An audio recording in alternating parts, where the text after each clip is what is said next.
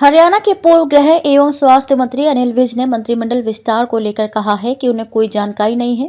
वहीं विज ने नाराजगी पर फिर कहा कि वो नाराज नहीं है, तो घरोंडा रैली को लेकर भी विज से स्पष्ट किया कि उन्हें कोई जानकारी नहीं है। और एक पूर्व मुख्यमंत्री मनोहर लाल की पहली रैली के रूप में देखा जा रहा है, तो क्या आपके शामिल होने की कोई उम्मीद है या आपको कोई नहीं? मुझे कोई जानकारी नहीं है। जानकारी होएगी जहाँ जहाँ वह जाया करेंगे। अभी तो मैं फिलहाल चंडीगढ़ जा रहा हूँ।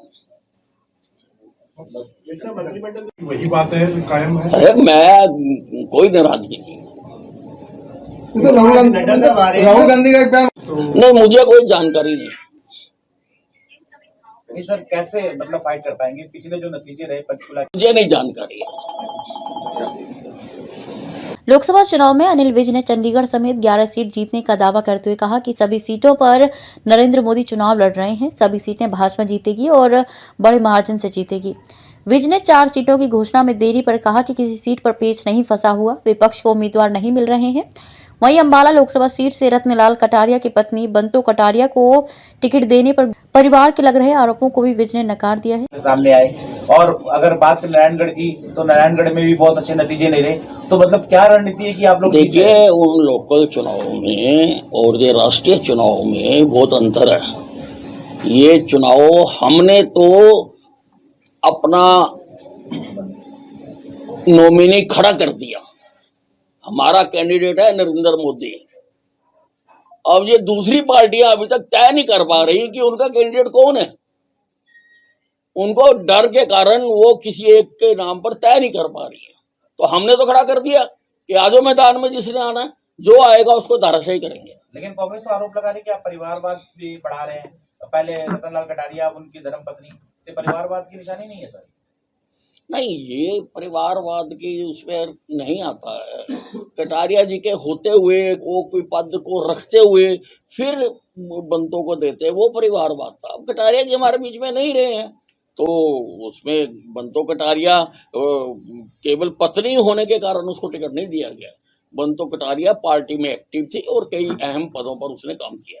राहुल गांधी का बयान पिछले 2019 में 10 सीटें बीजेपी को पड़ी।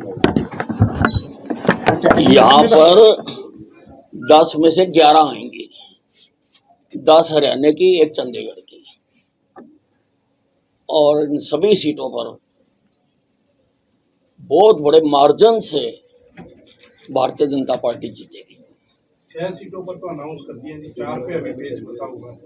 देखिए, ऐसा है, हमारा किसी सीट के ऊपर पेच नहीं फंसा हुआ, क्योंकि लोकसभा की सभी सीटों पर नरेंद्र मोदी जी लड़ रहे हैं और इसीलिए हमने अपनी कैंपेन सब जगह पर स्टार्ट कर दी है। कैंडिडेट कोई भी हो, लेकिन वहां पर लड़ नरेंद्र मोदी रहा। राहुल गांधी द्वारा भाजपा की शक्ति कम करने की जरूरत पर अनिल विज ने जवाब देते हुए कहा कि शक्ति और राक्षसों की हमेशा लड़ाई होती आई है और हमेशा राक्षस हारते आए हैं। अब भी 4 जून को राक्षस हारेंगे। करने की जरूरत है, तो उसको बीजेपी एक नारी के साथ जोड़ के देख रही है। आप क्या मानते हैं सर? देखिए, शक्ति की और राक्षसों की हमेशा लड़ाई होती आई है और उस लड़ाई में हमेशा राक्षस हारे हैं। सारा उठा के देख लो, और अब भी राक्षस हारेंगे। 4 जून को ये सारे धाराशायी होकर पड़े हुए हैं।